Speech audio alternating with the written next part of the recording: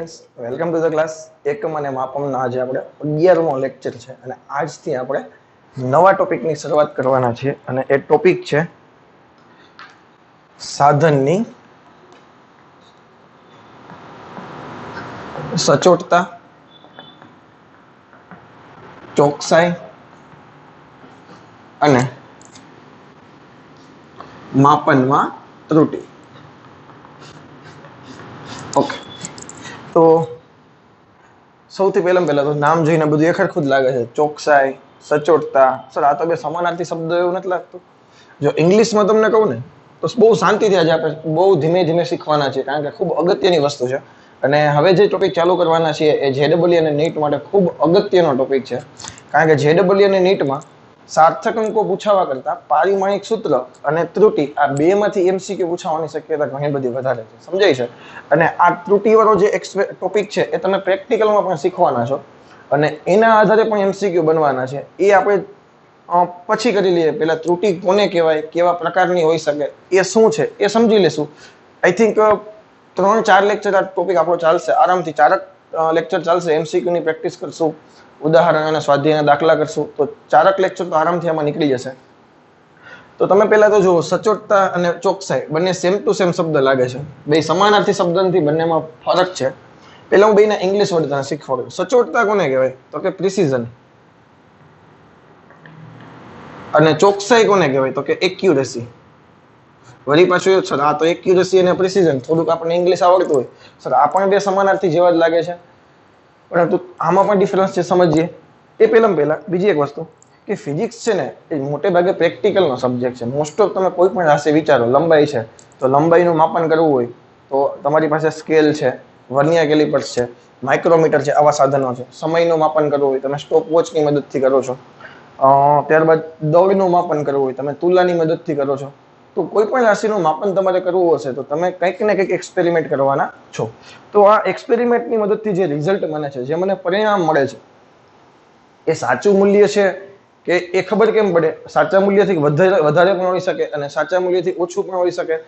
તો આ ભૌતિક રાશિના માપનના જે પરિણામ આવે છે, જે રિઝલ્ટ આવે છે, એમાં જે તમને અચોકસાઈ જોવા મળે છે. અચોકસાઈનો મતલબ શું છે? કે એનું જે ખરેખર મૂલ્ય હતું એના કરતા ડિફરન્ટ તમને જે મૂલ્ય મળે છે એને આપણે શું કહીએ છીએ? આપણી ભૂલ થઈ ગઈ એમ કહીએ કે નહીં? અને ફિઝિક્સની ભાષામાં કહેવાય એમાં ત્રુટિ આવે છે. બીજામાં જાય તો ત્રુટિ પહેલા તો કોને કહેવાય? એની વ્યાખ્યા તને ખબર હોવી જોઈએ. તો કે માપનના પરિણામમાં મળતી અચોકસાઈને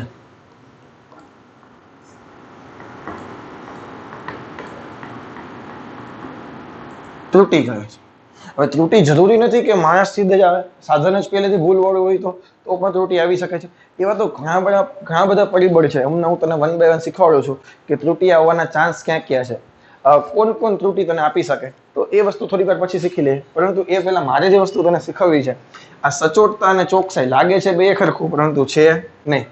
તો પહેલા તો આ બંને વચ્ચેનો જે ડિફરન્સ છે એ શીખવાડવો છે મારે તને. સાંભળજો. જો આ ડિફરન્સ છે ને તને કોઈ પૂછશે નહીં કે એક્ઝામમાં તને ચોકસાઈ અને સચોટતા પૂછાવાનું છે નહીં, પરંતુ આપણને ખબર હોવી જોઈએ કે આ બંને વચ્ચે શું ડિફરન્સ છે. ફોર એક્ઝામ્પલ, આપણી પાસે એક સળિયો છે. માનો કે આ સળિયો છે, એ સળિયાની મારે લંબાઈ માપવી છે અને એક્ઝેક્ટ ખરેખર એનું સાચું મૂલ્ય છે ને, એ સાચું મૂલ્ય માનો કે આટલું છે કે ભાઈ આપણે એટલું લખી નાખીએ કે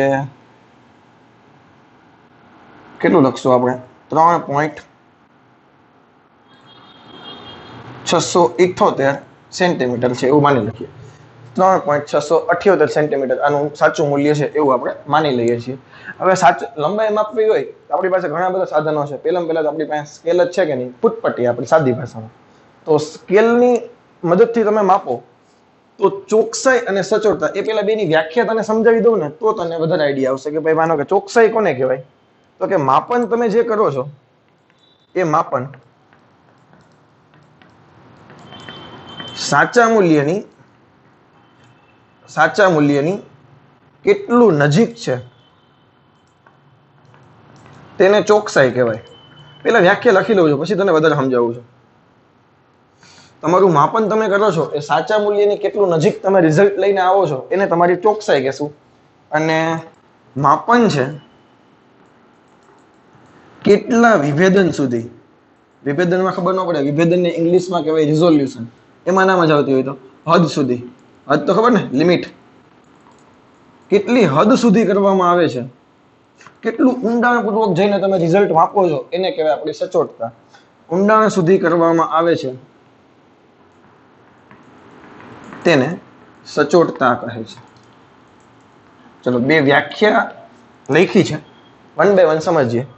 આપણી પાસે એક માનો ને મારી પાસે મારી માર્કર હતી ક્લાસરૂમમાં, માર્કર બોર્ડ પર લખવાની જે માર્કર આવે છે એની આપણે લંબાઈ માપીએ છીએ.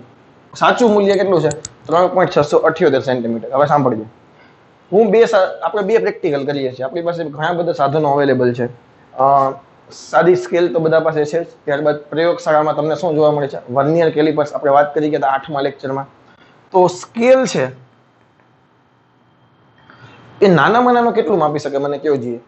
સ્કેલ છે એ નાનામાં નાનો શું માપી શકે? 1 સેન્ટીમીટરનો 10મો ભાગ માપી શકે. કારણ કે 1 સેન્ટીમીટરની વચ્ચે 10 કાપા હોય કે નહીં, અને એ 2 કાપા વચ્ચેના અંતરને આપણે 1 મિલીમીટર કહેતા હતા. તો સ્કેલ છે એ નાનામાં નાનું કેટલું માપી શકે એને એનું વિભેદન કહેવાય. તમે કેટલું ઊંડાણપૂર્વક સ્કેલમાં માપી શકો? તો કે ભાઈ 1 mm થી વધારે તમે માપી શકો નહીં. તો સ્કેલનું વિભેદન છે ને એ 1 mm છે, અને જો સેન્ટીમીટરમાં રૂપાંતર કરીએ તો 0.1 સેન્ટીમીટર આવે. ક્લિયર છે? અને બીજી એક વસ્તુ આપણી પાસે છે, અને એ છે વર્નિયર કેલિપર્સ. શું છે? Vernier calipers. પ્રયોગશાળામાં જોવાના છીએ આપણે. એને બે જડબા આવી રીતે હોય, અને આ જડબા ખોલવાના, એટલે આવી રીતે તમારે જે માર્કર માપવી હોય એ માર્કર અહીં મૂકી દેવાની આવી રીતે, અને પછી આ બાજુ અહીંયા રીડિંગ હોય, સ્કેલ હશે, એ શીખવાડે પ્રેક્ટિકલમાં, એ જોઈ લેવાનું. આવી રીતે બે જડબા હોય, આમ ભેગા થઈ જાય તો રીડિંગ 0 0. હવે જેમ જેમ વધારતા જાવ એમ લંબાઈ તમારું રીડિંગ બદલતું જશે. હવે વર્નિયર કેલિપર્સ છે એ આપણે લાસ્ટ ટાઈમ વાત કરી હતી કે ભાઈ 1 mm નો 10મો ભાગ પણ માપી શકે, અથવા તો તમે એમ કહી શકો 1 સેન્ટીમીટરનો 100મો ભાગ માપે છે. તો 1 mm નો 10મો ભાગ માપતું હોય તો કેટલા થયા? 0.1 mm થયા કે નહીં? અને સેન્ટીમીટરમાં તમે રૂપાંતર કરો તો 0.01 સેન્ટીમીટર થાય કે નહીં? અને જો હાવ સાદી ભાષામાં કહું ને તો સ્કેલની મદદથી તમે રીડિંગ માપો ને તો તમે કેવા માપી શકો? 3.5, 3.6, 4.8, 4.9, 5.2. પોઈન્ટ પછી એક ડિજિટ માપી શકો, એના કરતા વધારે માપી શકો નહીં. પરંતુ વર્નિયર કેલિપર્સની મદદથી માપો ને તો 5.42, 5.48, 3.56, 4.99 આવા બધા તમે રીડિંગ માપી શકો. તો આપણો પ્રેક્ટિકલ હતો. પ્રેક્ટિકલ 1 આપણે સ્કેલની મદદથી કરતા હતા. તો ત્યારે મને જે રીડિંગ મળે છે એ રીડિંગ માનો કે 3.5 મળે છે. કેટલું મળે છે? 3.5 સેન્ટીમીટર. જ્યારે હું આ માર્કરની લંબાઈ માપતો હતો ત્યારે એની પ્રેક્ટિકલ 1 થી મને લંબાઈ કેટલી મળી? 3.5 સેન્ટીમીટર. કારણ કે પોઈન્ટ પછી એક જ ડિજિટ આવશે. અને બીજો પ્રેક્ટિકલ કર્યો મેં વર્નિયર કેલિપર્સની મદદથી, ત્યારે જે રીડિંગ લખું છું તો ત્યારે મને જવાબ મળે છે 3.38 સેન્ટીમીટર. ચાલો ફોર એક્ઝામ્પલ 3.38 સેન્ટીમીટર. તો હવે તમે બે રીડિંગ જુઓ. મારી પાસે 3.678 સેન્ટીમીટર, 3.5 સેન્ટીમીટર સ્કેલ માટે, 3.38 સેન્ટીમીટર વર્નિયર કેલિપર્સ માટે. હવે મને કહેજીએ બેમાંથી કયું રીડિંગ સાચા મૂલ્યની નજીક છે? તો સાચા મૂલ્યની નજીક 3.38 કરતા 3.5. તો સાચા મૂલ્યની નજીક કોણ છે? તો કે સ્કેલ. તો સ્કેલની ચોકસાઈ વધારે છે, કારણ કે સાચા મૂલ્યની નજીક હોય એને આપણે ચોકસાઈ કહીએ કે નહીં? તો સિમ્પલ ભાષામાં લખી દઉં તને અહીંયા, સ્કેલની ચોકસાઈ કેવી છે? વધારે છે. જો સાંભળીએ પહેલા તો, આ જસ્ટ એક એક્ઝામ્પલ છે સમજવા માટે. હકીકતમાં આવું નથી હોતું, સમજાય કે નહીં? જસ્ટ એક્ઝામ્પલ છે સમજાવવા માટે.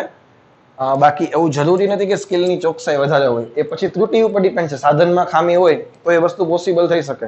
જસ્ટ આપણે સમજીએ છીએ કે અત્યારે આ એક્ઝામ્પલ પૂરતું સ્કેલમાં ચોકસાઈ કેવી છે? વધારે છે. અને વર્નિયર કેલિપર્સમાં ચોકસાઈ કેવી છે? ઓછી છે. વર્નિયર કેલિપર્સમાં ચોકસાઈ કેવી છે? ઓછી છે. ઓકે. ત્યારબાદ તમે જે રીડિંગ લેતા હતા એમાં તમે કેમાં ઊંડાણપૂર્વક રીડિંગ કેમાં લીધું? તો કે ભાઈ આમાં તમે પોઈન્ટ પછી એક જ અંક લીધું. આમાં પોઈન્ટ પછી 2 અંક લીધા કે નહીં? તો જેમાં પોઈન્ટ પછી જેમ જેમ તમારા ડિજિટ વધારે હોય એમ તમારી સચોટતા કેવી થાય? વધારે થાય. કારણ કે તમારી લિમિટ વધી ગઈ. પોઈન્ટ પછી માપવાની ક્ષમતા તમારી કેવી થઈ ગઈ? વધી ગઈ. તો આને આપણે એવું કહી શકીએ કે વર્નિયર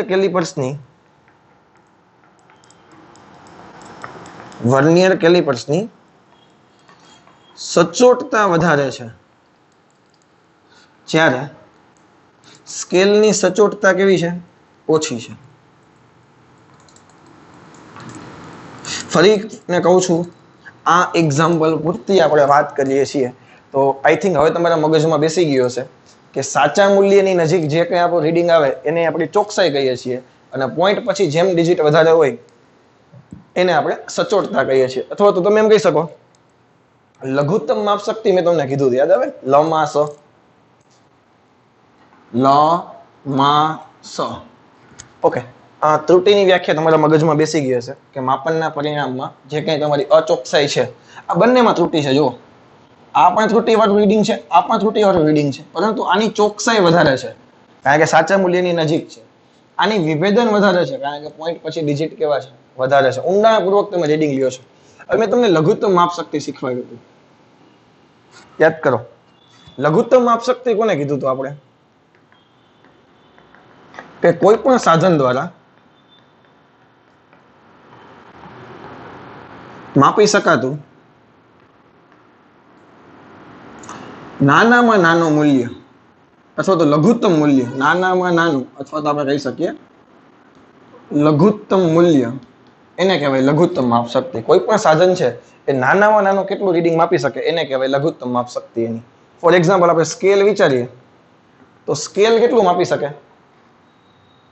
સ્કેલની લઘુત્તમ માપ શક્તિ તમારે જોતી હોય તો સ્કેલની શું થાય? 0.1 સેન્ટીમીટર. અથવા પેલા માં લખીએ, ચાલો. સ્કેલ અથવા તો સેન્ટીમીટરમાં કન્વર્ટ કરો તો 10 વડે ભાંગશું કે નહીં? 0.1 સેન્ટીમીટર. ત્યારબાદ વર્નિયર કેલિપર્સ છે.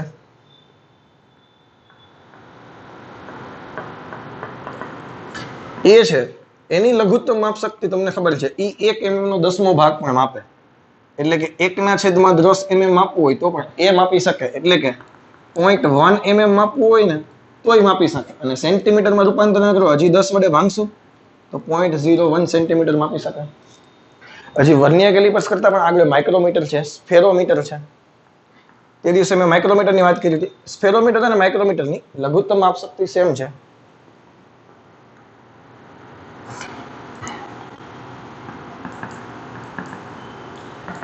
એકના છેદમાં 100 mm માપવું હોય ને, સાંભળજો, 1 mm નો 100મો ભાગ માપવો હોય તો માપી શકે.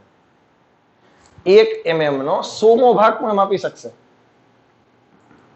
શું થયું? 0.01 તમે જોવો તો ખરા કેટલું તમે ઊંડાણપૂર્વક જાઓ છો. 1 mm આટલું કેવું હોય એનો 100મો ભાગ આપણે માપીએ છીએ.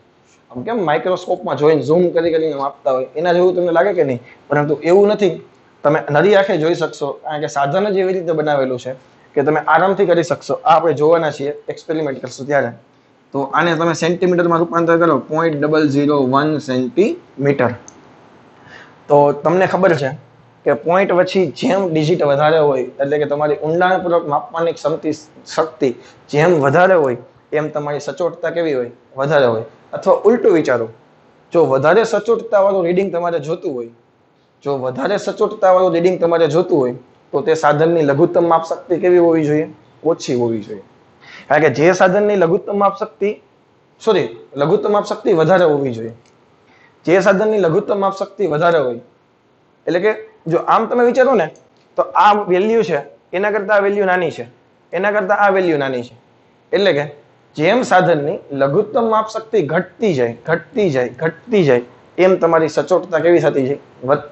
વધતી જાય. પોઈન્ટ પછીના જેમ ડિજિટ તમારા વધારે એમ તમારી સચોટતા વધારે અને તમારું મૂલ્ય સાચા મૂલ્યની કેટલું નજીક છે એને કહેતા આપણે ચોકસાઈ. હજી એક એક્ઝામ્પલથી તને સમજાવું. જો હવે નોર્મલી માર્કેટમાં અત્યારે ડિજિટલ ઘડિયાળ આવી ગઈ છે. આ એક્ઝામ્પલ હવે તમને સમજાઈ ગયો છે. આ બધી વસ્તુ બુકમાં વ્યવસ્થિત લખજો. માનો કે માર્કેટમાં પેલી ડિજિટલ ઘડિયાળ આવી ગઈ. ડિજિટલ ઘડિયાળમાં આપણે ટાઈમ કેટલો બતાવીએ? માનો કે ફોર એક્ઝામ્પલ અત્યારે 10:32 અને 15 સેકન્ડ થઈ છે. કેટલી સેકન્ડ થઈ છે? આવું તમને રીડિંગ બતાવે. ખબર ડિજિટલ ઘડિયાળમાં સેકન્ડ પણ બતાવે. 10 કલાક 32 મિનિટ 15 સેકન્ડ. અને આપણા દાદાની ઘડિયાળ છે 2 કાંટાવાળી, સેકન્ડ કાંટો જ નથી. કોઈ એવી ઘડિયાળ છે કે જેમાં ખાલી માત્ર 2 જ કાંટા છે. 1 કલાક કાંટો છે અને 1 સેકન્ડ કાંટો છે. તો આ ઘડિયાળ છે એ રીડિંગ માનો કે બતાવે છે 10:31 અને આપણે એવું માની લઈએ કે ભાઈ માનો કે સાચું રીડિંગ ખરેખર છે, ખરેખર વાસ્તવમાં કેટલા વાગ્યા છે? સાચું રીડિંગ માનો કે 10:30 છે. કેટલું છે? 10:30 AM છે. આ બધા AM માં છે, એની સાથે કઈ લેવા દેવા નથી. તો ખરેખર વાગ્યા કેટલા? 10:30. તો આમાં આ 10:10 ને માથે 1 મિનિટ બતાવે છે, આ 10:30 ને માટે 2.25 મિનિટ, 2 મિનિટ અને 15 સેકન્ડ. એટલે કે આ સાધનની છે એ ચોકસાઈ વધારે છે. તમે જુઓ આની ચોકસાઈ કેવી છે? વધારે, કારણ કે સાચા મૂલ્યની નજીક છે. પરંતુ આ સાચા મૂલ્યથી દૂર છે, થોડુંક દૂર છે, એટલે આની ચોકસાઈ કેવી છે? ઓછી છે. પરંતુ આમાં તમે સેકન્ડ માપી શકો છો, આમાં તમે સેકન્ડ માપી શકતા નથી. તો આનું સચોટતા કેવી છે? વધારે છે. ડિજિટલ ઘડિયાળની, જો ફરીથી કહું છું, આ એક્ઝામ્પલ પૂરતું જ. માનો કે ડિજિટલ ઘડિયાળ છે આવું માપતી હોત તો 10, 30, 18, તો આની ચોકસાઈ પણ વધારે થાય, આની સચોટતા પણ વધારે થાય. બીજામાં જાય છે તો એ એક્ઝામ્પલ ઉપર ડિપેન્ડ છે. એટલે મેં તમને એ જ કીધો હતો, જે સાધનની લઘુત્તમ માપ શક્તિ ઓછી હોય, જે સાધનની લઘુત્તમ માપ શક્તિ ઓછી હોય એની સચોટતા કેવી હશે? વધારે હશે. એટલે એક પોઈન્ટ લખી નાખજે, બહુ અગત્યનો છે, કે જે સાધનની લઘુત્તમ માપ શક્તિ ઓછી હોય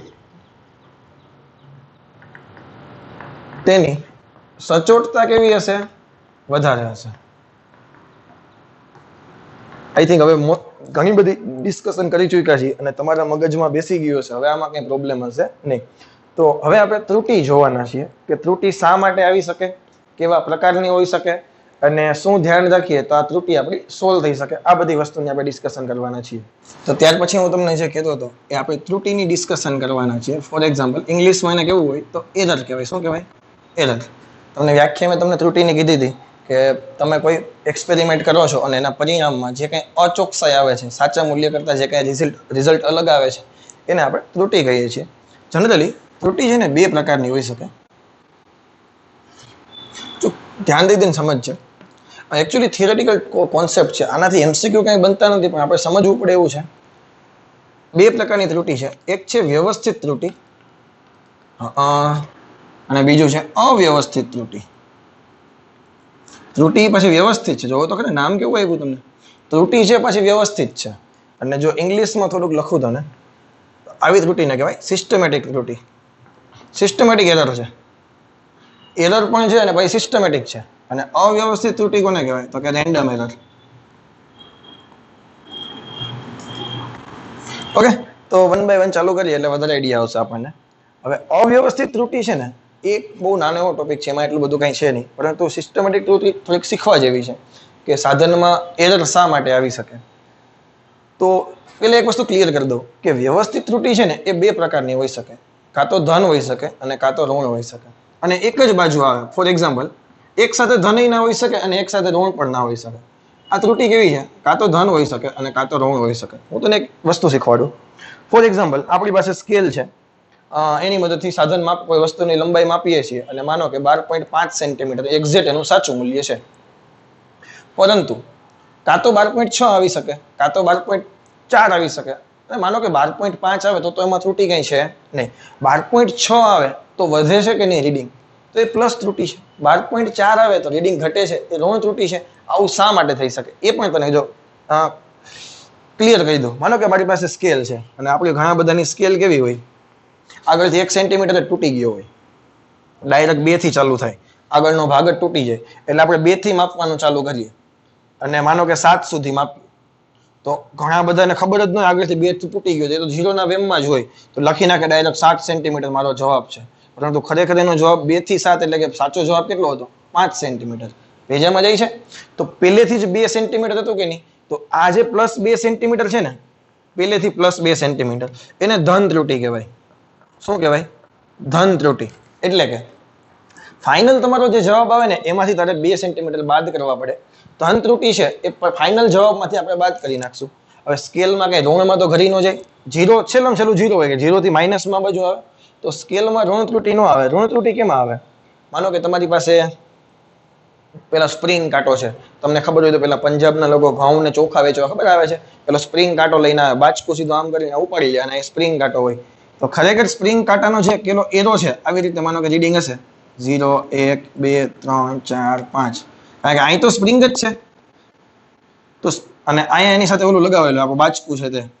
હવે ખરેખર આ સ્પ્રિંગ કાંટો છે એનો જે આ અંક છે એ 0 ની સામે હોવો જોઈએ, પણ માનો કે સ્પ્રિંગ વધારે કમ્પ્રેસ થઈ ગઈ તો આ કાંટો 0 કરતા ઉપર જઈ શકે, 0 કરતા વધારે ઉપર જઈ શકે.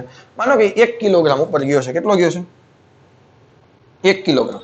હવે તમે બાચકું મૂકો છો 10 20 30 કરી દઈએ ચાલો, અને બાચકું અહીં માનો કે કાંટો તમને બતાવે છે, અહીં બતાવે કેટલું બતાવે છે 20 કિલોગ્રામ બતાવે છે. તો ખરેખર વિચારો જોઈએ તમારું વજન છે 20 કિલો, સોરી એ બાચકાનું વજન છે 20 કિલોગ્રામ હશે કે એના કરતા વધારે હશે? આ રીડિંગ છે ને 20 કિલોગ્રામ નહીં હોય, વધારે હશે. શા માટે? કારણ કે એક તો માઇનસ છે, 0 થી 20 છે, એક ઉપરનો, તો ખરેખર રીડિંગ કેટલું હશે 21 કિલોગ્રામ.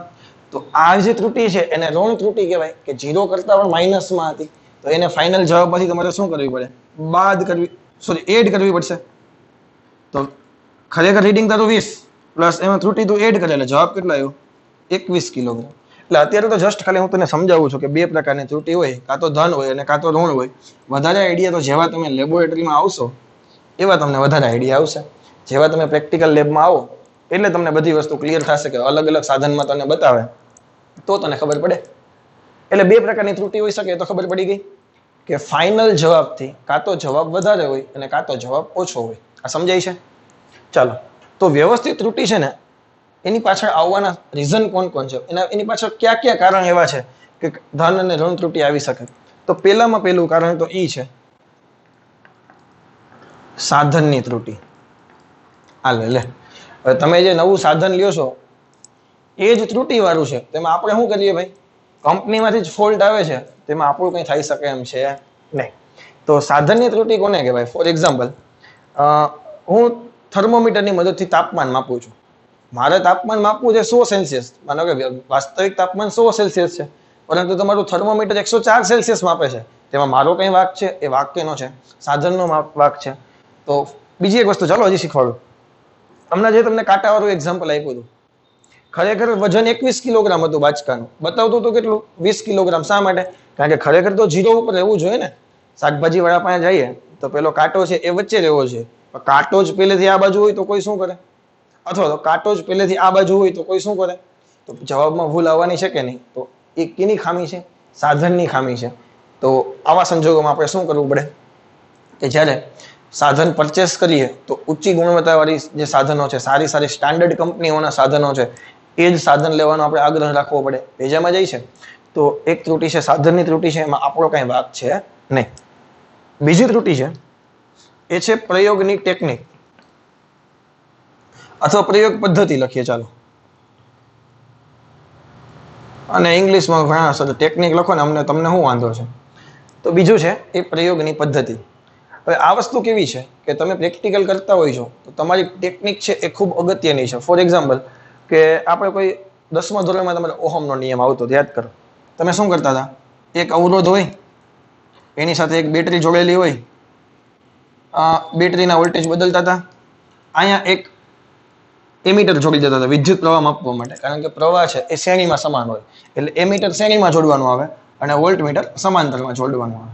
તો આ જોડાણ કરવું પડે, તો અહીંયા વાયરિંગ ટાઈટ કરવું પડે કે ન કરવું પડે? તો આ બધા ભાગ છે એ વાયર કેવા કરવા પડે?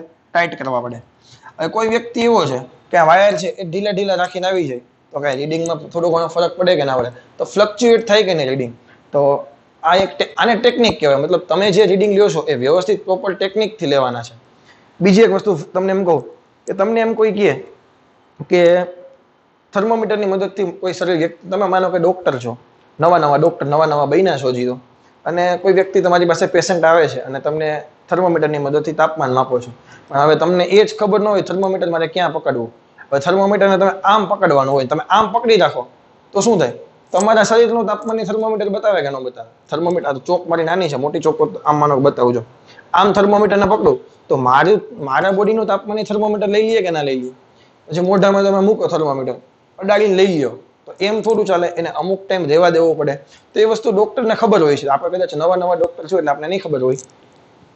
તો એ વસ્તુ છે ને એ પ્રયોગની પદ્ધતિ છે કે તમે કઈ ટેકનિકની મદદથી રિઝલ્ટ તમે મેળવો છો. અને આમાં મોટે ભાગે વ્યક્તિનો રોલ હોય છે, કારણ કે એને જો આઈડિયા ના હોય કઈ રીતે કરવો તો થઈ શકે. તો આનો મતલબ એવો થાય કે પહેલા આપણે ટેકનિક શીખશું, પછી એક્સપેરિમેન્ટ કરશું. ડાયરેક્ટ ધડાધડ કરવા માંડશું નહીં. ઇન્સ્ટ્રુમેન્ટ ઉડી જવાની, બળી જવાની શક્યતા રહે. તો આવા સંજોગોમાં આપણે પહેલા પ્રયોગ પદ્ધતિ શીખી લેવાની, થિયરેટિકલ મેથડ જે કાંઈ છે એ વ્યવસ્થિત મગજમાં બેસાડીને પછી એક્સપેરિમેન્ટ કરશું. અને ત્રીજું છે એ 100% આપણો વાક છે, વ્યક્તિગત ત્રુટિ. માણસે બદલાય. હું પ્રયોગ કરું, પાર્સર પ્રયોગ કરશે, અલગ જવાબ આવશે. તમે પ્રયોગ કરશો, અલગ જવાબ આવશે. આવું શા માટે થઈ શકે? મેં તમને હમણાં કીધું એમ, પાર્સરને ખબર છે થર્મોમીટર મોઢામાં રાખવું હોય તો કેટલા સમય સુધી રાખવું પડે, કે પકડવાનું કેવી રીતે છે એ એને ખબર છે. તમે નવા લેબમાં આવો છો, તમને સ્ટાર્ટિંગમાં ખબર નથી, પછી તને ખબર પડી જશે. તો એ જે ત્રુટિ આવે છે એ વ્યક્તિગત ત્રુટિ આવે છે. હું રીડિંગ લઉં છું તો 102 સેલ્સિયસ બતાવે છે, સોરી 102 ફેરનહીટ બતાવે છે, કે 102 સેલ્સિયસ પાણીનું તાપમાન બતાવે છે, 100 સેલ્સિયસ. તમે માપો છો, તમને 99 સેલ્સિયસ બતાવે છે. તો આ બધા રીઝન છે, એને કારણે ધન ત્રુટિ અને ઋણ ત્રુટિ આવી શકે છે. આ પેજામાં જાય છે. તો આ બધી વસ્તુ તમારે નેગ્લેક્ટ કરવી હોય, વ્યવસ્થિત પ્રેક્ટિકલ કરવા હોય તો આપણે શું કરવું પડે? પહેલા તો સારી કંપનીના સ્ટાન્ડર્ડ ISI વાળા સાધનો લેવા પડે કે જેમાં ત્રુટિ ના હોય. પ્રયોગની શરૂઆત કરો એ પહેલા ચેક કરી લેવાનું ત્રુટિ છે કે નથી. પછી પ્રયોગ પદ્ધતિ પ્રયોગને સ્ટાર્ટ કરતા પહેલા ટેકનિક શીખી લેવાની કે કઈ રીતે એક્સપેરિમેન્ટ કરવાનો છે તે. ત્યારબાદ વ્યક્તિગત ત્રુટિ એટલે એ તો હવે માણસને જ ભૂલ છે તો એને સમજાવવો પડે કે ભાઈ તું ભાઈ હરખાય પ્રેક્ટિકલ કર, આમાં કંઈક ઉડી જાય તો ડખો થઈ જશે ખોટો. એના કરતાં વ્યવસ્થિત સમજાવીને અને માણસે થોડીક પોતાની ટેકનિકમાં ધ્યાન રાખવાનું છે, એની કુશળતા વધારવાની છે, એની કેપેસિટી છે એક્સપેરિમેન્ટ કરવાની, સોરી કેપેસિટી તો ના કહી શકાય, કેપેબિલિટી, એની ક્ષમતા, વ્યક્તિ થોડુંક ધ્યાન રાખે તો આ બધી ત્રુટિ, ધન અને ઋણ ત્રુટિ આવવાની શક્યતા ઘટી જાય છે. તો આ વસ્તુ તારા મગજમાં બેસી ગઈ છે. અને રેન્ડમ એરર છે. ફોર એક્ઝામ્પલ હું તને એક્સપેરિમેન્ટની મદદથી જ સમજાવું. માનો કે આપણે લેબમાં સાદા લોલકનો આવર્તકાળ માપીએ છીએ. આવર્તકાળ ખબર કે નહીં? સાદું લોલક તો ખબર ને, દોરી અને આમ કરવાનું. એક દોલન થવા માટે લાગતો સમય, એટલે આમ અને આમ. તો એક જ દોલન ખરેખર પ્રેક્ટિકલમાં આપણે માપતા નથી. આપણે શું કરીએ? 10 દોલન માપીએ. આપણે શું કરીએ? 10 દોલનનો સમય માપીએ. તો એને ત્રુટિ આવવાની શક્યતા વધી જાય. તમે જુઓ, ઘટી જાય. સોરી, તમે એક માપો તો ખરેખર શું થશે? હું જે બોલું ને ધ્યાનથી સાંભળજો. આમ ગયા. તો તને એક્ઝેક્ટ ખબર નહીં પડે કે ભાઈ અહીંથી શરૂ થયું તો એ જ મેં સ્ટોપ વોચ. હવે તમે એમ વિચારો, પહેલા તમે શું કરી નાખો, આમ દોલન ચાલુ રાખો. પછી મારે એક દોલનનો માપવો છે એટલે હું શું કરું? અંદાજ મારું કે જેવું અહીંયા પહોંચશે ને એટલે હું સ્ટોપ વોચ દબાવી દઈશ. પછી આમ જશે અને જેવું અહીંયા પહોંચવા છે ને હું સ્ટોપ વોચ દબાવી દઈશ. તો એક્ઝેક્ટ તમે વિચારો છીએ, ત્યાં પહોંચે તો એ જ થાય. અહીંયા પણ થઈ શકે, અહીંયા પણ થઈ શકે. તો જ્યારે સાદા લોલકનો આવર્તકાળ માપતા હોય ને તો એક જ અવલોકન ક્યારેય ના લઈએ. આપણે શું કરીએ? માનો કે 20 અવલોકન લઉં છું. તો જે ભૂલ છે ને, જો તમે શું થતું હતું, અહીંથી આમ માનો કે આ ચાલુ થઈ ગયું, સાંભળજો, અહીંથી માપ્યું, દબાવ્યું, 1 2 3. તો પેલી 2 વખત પ્રેસ કરવાનું હતું, તો હવે 20 અવલોકનમાં 2 વખત પ્રેસ કરશું કે નહીં 20 અવલોકન માટે, તો હવે ત્રુટિ આવવાની શક્યતા શું થઈ ગઈ? ઘટી ગઈ. ઓલું એકમાં તો ભૂલ થવાની શક્યતા વધારે છે, એને બદલે 20 માટે હોય તો બહુ ભૂલ થશે નહીં. પછી એને 20 વડે ભાંગી નાખવાનું. માનો કે એક દોલન થતું હતું, એના માટે લાગ 1 સમથિંગ કંઈક છે, તો ડાયરેક્ટ માપવા જઈએ તો 2.1 માપવું થોડુંક અઘરું છે. એટલે 20 દોલનનો સમય માપી લઈએ અને પછી એને 20 વડે ભાંગી નાખીએ. ભેજામાં જાય કે નહીં? તો આવો કંઈક હું એક્સપેરિમેન્ટ છે. ચાલો એક્સપેરિમેન્ટ કરીએ છીએ. 20 દોલન માપવા હતા, સ્ટોપ વોચ દબાવી, બધું વ્યવસ્થિત ચાલે છે. 1 2 3 અને અચાનક બારીમાંથી પવન આવે છે અને દોલન તમારે આમ થવા માંડે છે. પેલું સીધું આમ થતું હતું ને એને બદલે આમ થવા માંડે છે. શા માટે? બારી ખુલ્લી છે ને બારીમાંથી પવન આવે છે. તો આ શું થયું? આ રેન્ડમ એરર છે, અવ્યવસ્થિત ત્રુટિ કહેવાય, કે જેમાં આપણો કોઈ રોલ છે નહીં. સડનલી બારીમાંથી પવન આવે છે તો આપણે શું કરીએ ભાઈ? ભેજામાં જઈએ. તો આવી જે ત્રુટિ આવે ને એ ત્રુટિને કેવી ત્રુટિ કહેવાય? અવ્યવસ્થિત ત્રુટિ છે. અનિયમિત રૂપે ત્રુટિ આવતી હોય. કેવી આવતી હોય? અનિયમિત રૂપે આવતી ત્રુટિ છે. વાતાવરણનું તાપમાન છે, વાતાવરણનું દબાણ છે, વાતાવરણનો ભેજ છે, પવન છે, આ બધી વસ્તુ આમાં રોલ નિભાવી શકે છે અને તમને ત્રુટિ સાધનમાં આવી શકે છે. ભેજામાં જાય છે. હવે સમજાઈ ગયું હશે. અવ્યવસ્થિત ત્રુટિ કોને કહેવાય? તો કે અનિયમિત રૂપે ત્રુટિ આવતી હોય, આવા કોઈક ને કોઈક બાહ્ય પરિબળ હોય એની અસરને કારણે આપણા સાધનના જે રિઝલ્ટ હોય એમાં જે કંઈ ત્રુટિ આવે છે એને આપણે કહીએ છીએ અવ્યવસ્થિત ત્રુટિ. વ્યવસ્થિત ત્રુટિ કોને કહેતા હતા? સાધનની ત્રુટિ, પ્રયોગ પદ્ધતિ અને વ્યક્તિગત ત્રુટિ, આ ત્રણ રીઝનને કારણે વ્યવસ્થિત ત્રુટિ આવી શકે છે. ટેક્સ્ટ બુકમાં એક વર્ડ નથી, હું તને શીખવાડું છું. શૂન્ય ત્રુટિ. શૂન્ય ત્રુટિ કોને કહેવાય? કે કોઈ પણ સાધન છે, પેલો વજન કાંટો છે એને અહીંયા જવું જોઈએ કે નહીં સીધું, તો એ ત્યાં જ છે, તો એમાં કોઈ એરર છે નહીં, તો આ જે ત્રુટિ છે એને શૂન્ય ત્રુટિ કહેવાય. કોઈ પણ સાધનમાં ત્રુટિ હોય જ નહીં તો એને શું કહીએ? શૂન્ય ત્રુટિ. તને એમ કહે કોઈ સાધનમાં ધન ત્રુટિ આવતી હતી, વિચારો, પેલો સેન્ટીમીટર વાળું એક્ઝામ્પલ લીધું હતું, 2 થી લઈને 7 વાળું, તો આ જે ધન ત્રુટિ હતી એને શૂન્ય ત્રુટિમાં રૂપાંતરણ કરવું હોય તો આપણે શું કર્યું હતું? ફાઇનલ આન્સર માંથી બાદ કર્યા હતા. યાદ કરો, આ ત્રુટિ કેટલી છે? ધન ત્રુટિ. આ 2 સેન્ટીમીટરની ત્રુટિ છે કે નહીં? તો ફાઇનલ આન્સર માંથી ધન ત્રુટિને બાદ કરીએ તો કેવી ત્રુટિ મળે? શૂન્ય ત્રુટિ. શૂન્ય ત્રુટિનો મતલબ શું થાય? ફાઇનલ તમારો આન્સર કેવો છે? સાચો છે. તો આઈ થિંક હવે આશા રાખું છું કે ત્રુટિમાં હવે તમને કંઈ બહુ ડાઉટ નહીં હોય. હજી જે કંઈ શીખ્યા છીએ માત્ર થિયરી સહીમાં સમજીએ છીએ, એક પણ એક્ઝામ્પલ આમાં કંઈ આપણે કર્યો છે નહીં. નેક્સ્ટ લેક્ચરથી આપણે આના એક્ઝામ્પલ કરવાના છીએ, પણ એ પહેલા એક નાનો એવો ટેક્સ્ટ બુકમાં ઉદાહરણ છે એ હું કરાવી દઉં છું. અને હજી થિયરી આપણે ત્રુટિમાં બાકી છે કે જેના આધારે MCQ બની શકે છે, એ થિયરી આપણે કરાવવાની હજી બાકી છે. એ પણ 3 પ્રકારની ત્રુટિ આપણે શીખશું: નિરપેક્ષ ત્રુટિ, સાપેક્ષ ત્રુટિ અને પ્રતિશત ત્રુટિ. શું છે એ નેક્સ્ટ લેક્ચરમાં જોવાના છીએ, બટ એ પહેલા એક એક્ઝામ્પલ મારે તમને કરાવવો છે. અને તો હવે જે આજના લેક્ચરનો છેલ્લો એક્ઝામ્પલ છે, ટેક્સ્ટ બુક કાઢજો અને એમાં ઉદાહરણ નંબર 2.6. તો આપણે એવું કીધું છે કે રાષ્ટ્રીય પ્રયોગશાળામાં આવેલી પ્રમાણભૂત ઘડિયાળ સાથે 2 ઘડિયાળોનું પરીક્ષણ કરવામાં આવે છે. એટલે કે આપણી જે ભાઈ નેશનલ લેબોરેટરી છે દિલ્હીમાં, એમાં જે પ્રમાણભૂત સ્ટાન્ડર્ડ ઘડિયાળ છે એ ઘડિયાળ ક્યારેય પોતાના ટાઈમમાં બહુ ફ્લક્ચ્યુએશન આપતી નથી, આપે છે બહુ લાંબા ટાઈમે. હું તમને જ્યારે સમયનું માપન શીખવાડીશ ત્યારે હું તમને એ ઘડિયાળ વિશે થોડી ડિસ્કશન કરીશ. તો એ જે સ્ટાન્ડર્ડ ઘડિયાળ છે, આપણે એવું કહીએ ને કે આપણે જોતા હોઈએ કે ઓલ ઓવર વર્લ્ડમાં છે 1 કિલોગ્રામનું માપ છે તો એ ફિક્સ હોય. તો international bureau of weight and measurement, વજન માપવા માટેની જે આંતરરાષ્ટ્રીય સંસ્થા છે, એને 1 કિલોગ્રામ એટલે ફિક્સ કરેલું છે કે ભાઈ પ્લેટિનમ અને ઇરિડિયમ એ 2 મિશ્ર ધાતુનો આટલો નળાકાર છે તો કે ભાઈ 1 કિલોગ્રામ છે. એના જેટલું વજન તમે હોઈ શકે એને તમે 1 કિલોગ્રામ કહી શકો. તો એ એટલું સિમ્પલ છે, એ લોકો શું કરે પછી એના સેમ્પલ બનાવે અને એક સેમ્પલ છે એ બધા જ દેશને આપે. એટલે એ દેશમાં છે, દરેક દેશમાં છે એનું જે છે ડેમો સેમ્પલ છે એ ત્યાં હોય. આપણે નથી મોબાઈલ લેવા જઈએ તો તમને ડેમો પીસ બતાવે કે ભાઈ આના જેવો આવશે, તો ચાલુ ન હોય, ખાલી સેમ મોડલ એના જેવું દેખાતું હોય. તો 1 કિલોગ્રામનું જે પીસ છે એ આપણી લેબોરેટરીમાં હશે. એવી જ રીતે જે ઘડિયાળ છે આપણી, એ પણ સ્ટાન્ડર્ડ ઘડિયાળ કે જેના ટાઈમમાં બહુ કંઈ ફરક પડતો નથી. તો એ ઘડિયાળની સાપેક્ષે આપણે બીજા 2 ઘડિયાળો છે 1 અને 2 એનું માપન આપણે કરવું છે. તમને એમ કીધું છે કે પ્રમાણભૂત ઘડિયાળ છે જ્યારે બપોરના 12 દર્શાવે. સ્ટાન્ડર્ડ વોચ છે આપણી પ્રમાણભૂત ઘડિયાળ, એ જ્યારે બપોરના 12 બતાવે છે, એક્ઝેક્ટ 12, કેટલા બતાવે છે? એક્ઝેક્ટ 12 વાગીને 0 મિનિટ અને 0 સેકન્ડ, ત્યારે આ 2 ઘડિયાળના સમય નીચે મુજબ મળે છે. ત્યારે બાકીની 2 ઘડિયાળ છે એ સમય કેવા બતાવે છે? સોમવારે આટલું હશે આનું, મંગળવારે આનું, સોમવારે આટલું હશે, મંગળવારે આનું આટલું હશે, આટલું હશે. એવી રીતે રીડિંગ તમને બતાવેલા છે. જો તમે કોઈ પ્રયોગ કરી રહ્યા હોય જેના માટે તમને ચોકસાઈ સાથે સમય અંતરાલ દર્શાવતી ઘડિયાળની આવશ્યકતા છે, તમારે કોઈ એક એક્સપેરિમેન્ટ કરવો છે અને એમાં ચોકસાઈની જરૂર પડે છે, તો તમને એવું કીધું છે કે આ 2 ઘડિયાળ પૈકી તમે કઈ ઘડિયાળ યુઝ કરશો. ભેજામાં જઈ ઓકે. તો પહેલા તો આપણને એટલી ખબર પડવી જોઈએ કે મારી ઘડિયાળ એવી હોય કે જેમાં બહુ વેરિએશન આવતું હોય નહીં, ટાઈમમાં બહુ કાંઈ ઝાઝો ફેરફાર થતો હોવો જોઈએ નહીં. ફોર એક્ઝામ્પલ, આ 7 દિવસમાં ઘડિયાળ છે એમાં કેટલો ફેરફાર થયો છે? તો ફેરફાર કોને કહીએ? મહત્તમ મૂલ્ય અને લઘુત્તમ મૂલ્ય, એ બંને વચ્ચેનો જે ડિફરન્સ છે એને આપણે ફેરફાર કહીએ.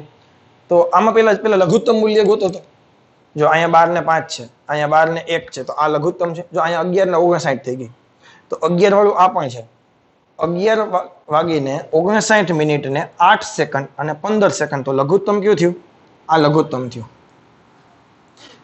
મહત્તમ કોણ છે? તો કે 12 1 15, 12 1 50, 12 1 30, 12 1 19 એટલે 12 1 50 વાળું મેક્સિમમ છે કે નહીં? હવે આ બેના ટાઈમમાં ડિફરન્સ કેટલો છે હવે તમે વિચારો છીએ. અહીંયા 52 નાખું પેલા જો ઘડિયાળ 1 ની વાત કરું છું તો 12 વાગી જાય. 8 સેકન્ડ થઈ છે, હજી 52 સેકન્ડ પછી 12 વાગશે કે નહીં આમાં?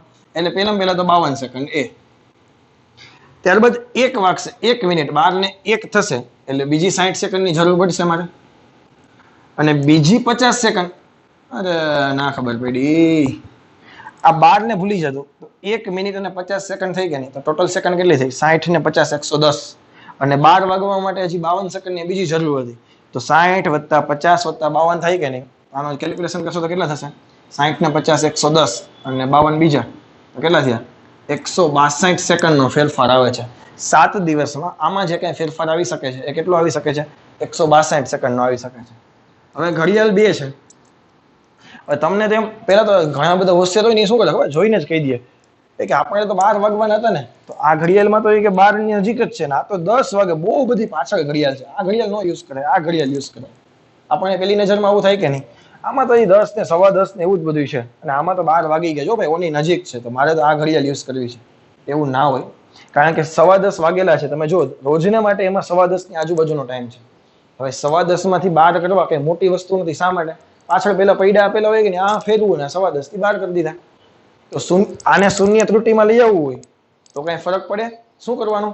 પાછળના પેલા ચક્કર ફેરવવાના અને ક્યાં લઈ આવવાના? 12 વાગ્યા નજીક લઈ આવવાના, થાય કે નહીં? તો હવે એ પેલા મહત્વની વસ્તુ શું છે? કોને ફેરફાર વધારે કરે છે? પેલી ઘડિયાળમાં તો 162 સેકન્ડનો ફેરફાર છે. હવે બીજી ઘડિયાળમાં કેટલો છે એ જોઈએ. તો આમાં લઘુત્તમ ગોતો, ચાલો 10 14 દેખાઈ ગયો ને, તો આમાં 10 14 આ છે, તો 10 14 53 સૌથી નાના દેખાય મને. ક્લિયર છે? અને મોટા મોટા તો કે 10 15 15 6 15 18 15 24 અને 15 11, તો આ મેક્સિમમ થઈ ગયા. તો બીજી ઘડિયાળમાં ડિફરન્સ કેટલો આવ્યો? કેટલો ફેરફાર થાય છે? તો કે આમાં 7 નાખીશ, આપણે 10:15 ની સાપેક્ષે માપીએ. આ કેની સાપેક્ષે માપીએ? 10:15 ની સાપેક્ષે, જાણકારી માટે, બાકી જરૂર નથી કે નાના મોટાનો ડિફરન્સ કરો એટલે થઈ જશે. તો 7 સેકન્ડ નાખો એટલે 10 ને 15 થઈ જાય, અને બીજી 24 સેકન્ડ એટલે 24 ને 7 કેટલા થયા? 31 સેકન્ડનો ફેરફાર પડ્યો. કેટલી? સોરી, ડાયરેક્ટ 24 ને 7 31 સેકન્ડનો ફેરફાર પડે છે. હવે આ ઘડિયાળ છે એ 7 દિવસમાં 162 સેકન્ડમાં વેરિએશન કરે છે, અને આ ઘડિયાળને માત્ર 31 સેકન્ડનો ફેરફાર થાય છે. આમાં બહુ કઈ ચેન્જીસ આવતો નથી. પણ તમારા મગજમાં હજી એક જ પ્રશ્ન છે, સર આમાં તો 12 વાગી ગયા છે ને આમાં કેમ હજી 10:15 વાગ્યા છે? આ ઘડિયાળ તો પાછળ ન થઈ ગઈ? હવે પણ તમે જુઓ, 7 દિવસ પાછળ રહી ગઈ છે. હવે તમારે 10:15 છે એને 12 કરવા હોય તો પાછળ આપણે કરી નાખીએ કે નહીં? તો પછી આ ઘડિયાળ 7 દિવસ 12 ની આજુબાજુનો ટાઈમ નહીં બતાવે, ભેજામાં જાય છે. તો આપણું મહત્વ કેનું છે કે જેમાં ફેરફાર ઓછા થતા હોય ને એ વસ્તુ આપણા માટે કામની છે. આગળ પાછળ રહી જાય એ તો આપણા હાથમાં છે, ચક્કર બદલાવીને પણ કરી શકશું. ભેજામાં જાય છે, કેલિબ્રેટ કરવામાં વાંધો નથી. કેલિબ્રેશનનો મતલબ શું થાય? અંકન. આને ફેરવીને વ્યવસ્થિત સ્ટાન્ડર્ડ ટાઈમ પાસે લઈ આવી એ કઈ મોટી વસ્તુ નથી, બહુ ઇઝી કામ છે, સમજાય કે નહીં? રોકેટ સાયન્સ એમાં કઈ નથી, પરંતુ એમાં ફેરફાર બહુ થવો જોઈએ નહીં.